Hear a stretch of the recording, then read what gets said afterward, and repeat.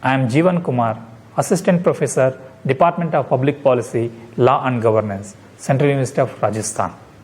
Now, we move on to the types of span of control. Types of span of control can be divided into two. One is wider span of control, then narrow span of control. Before we move, let me give an example. A superior has two subordinates. Then what is the span of control? The span of control is 2.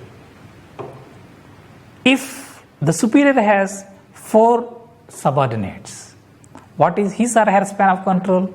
It is 4. So, it depends on how many subordinates a superior has. Depending on that, we divide whether it is small or wider span of control. In other words, the number of subordinates determines the types of subordinates. Now let us look at wide span of control. What does it mean? Wide span of control means a manager can supervise a large number of subordinates in a given time. In 21st century, the organizations are moving towards this kind of wider span of control. We are going to see how that will take place in a few moments. There are certain advantages of this particular wider span of control. The wider span of control leads to the flatter organizations in the sense that there are lower levels of command or lower levels of chains. Therefore, it leads to the avoiding of cost and time, because the hierarchies that are involved in narrow span of control can be minimized. So, wider span of control is useful for running a flat organizations with less number of hierarchies. So what are the advantages of this kind of wider span of control? The first one is it leads to maximized communications. What does it imply? It implies that if a boss or a superior has large number of subordinates under him or her, then it is easy for him or her to communicate effectively to all these subordinates, because the command is coming from a single subordinate. The levels of hierarchy are few. So the command goes very clearly to all the subordinates and it reaches very faster compared to the narrow span of control. The second advantage is it leads to a better supervision. How? It leads to a better supervision because the boss will have a direct contact with the subordinates in different ways by using internet, telephonic conversations, etc., etc. So this is how it can lead to a flat organizations.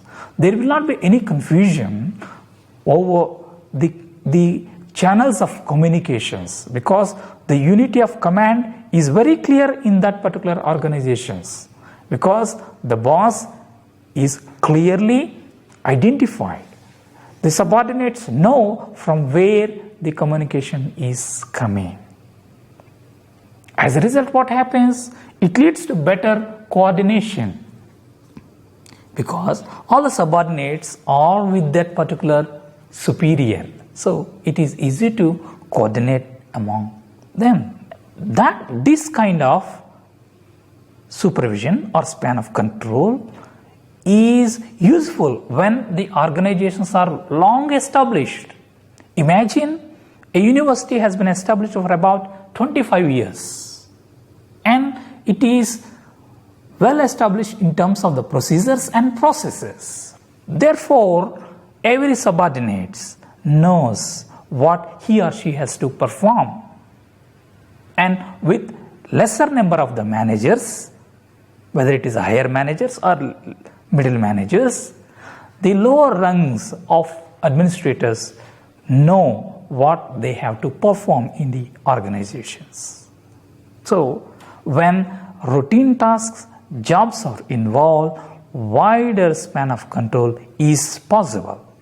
And it also leads to have a prompt and quick response from the employees to a particular situations or a particular command from the managers or the superiors. In the whole process, what will happen to the cost and time in running the particular organization is this. It leads to the lower overhead costs of running the particular organizations. The wider span of control also leads to the responding to the environmental changes. How? As I discussed earlier, in the flat organizations, due to wider span of control, the command coming from the superiors is easier. Therefore, the subordinates are communicated very clearly about the decisions that are taken at the top level. In case the organization needs to respond in emergencies and the changes that are taking place at global or national levels, it is easier for the organization to adapt to those environmental changes and cope up with the challenges that are coming, because the levels of bureaucracy will be few compared to the span of control. Then there is also another advantage, is that the supervision of the subordinate becomes easier when we have a people who are very competent in that particular organizations, and when lower supervision is required, because then organization is well settled and lower supervision is required compared to the newly established organizations.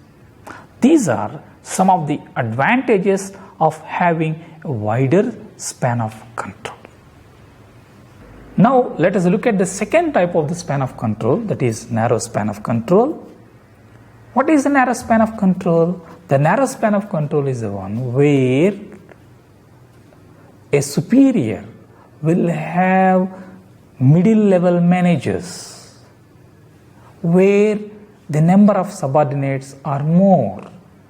Compared to the wider span of control, here we have large number of hierarchies, large number of layers of administration. Because at each level you need somebody who can supervise. This is called narrow span of control. I give an example.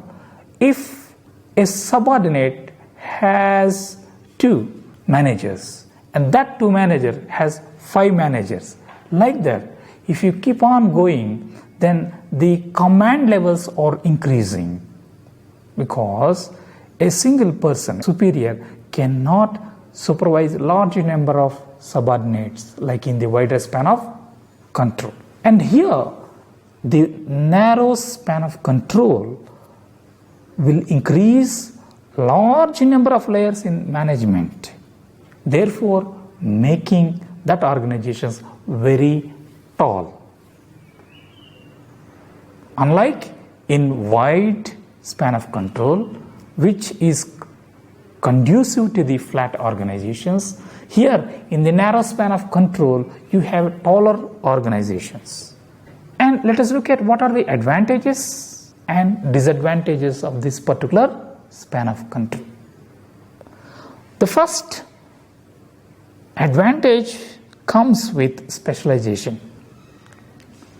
As the narrow span of control allows a close supervision, it is possible for achieving the perfection at the work, and specialization is possible with that. When the tasks are very difficult to be performed, we need a closer supervision. In other words, narrow span of control. Where tight supervision is required, narrow span of control is useful. And there are also certain disadvantages with this kind of control. What are they? It's very difficult to achieve coordination, because the moment a superior releases an order or give a command, it takes a long time to reach to the subordinates. So therefore, coordinating all the subordinates is very difficult. In the process, the communication may be distorted. Unlike in the wide span of control, reaching the communication or sending the communication becomes difficult, and there will be a lot of communication gaps between the superior and subordinates. Sometimes it may also lead to confusion among the subordinates also. And more importantly, it may lead to the overhead cost of running an organization, because you have large number of employees who carry communication from one level to another, from top to middle to lower levels. And this kind of supervision will not allow to adapt an organization to the changes that are taking place in the environment in terms of administrative responses. Why? The organization is not flat, rather it is very tall. These are some of the features of the second type of control, that is called narrow span of control. So far we have tried to understand the meaning and definitions of span of control, and also types of span of control. Having discussed that, we will try to understand another concept related to this span of control, that is called delayering. Delayering is a process related to the span of control. As we have seen in the narrow span of control, the number of layers in administrations are so many, which leads to overhead cost, which is time consuming, which distorts communication. So attempts are made globally to delayer, that means reduce the number of layers between the superior and subordinates. Particularly the focus is laid on reducing the middle level managers. This process is called delayering, because delayering helps to improve the communication between superior and subordinate.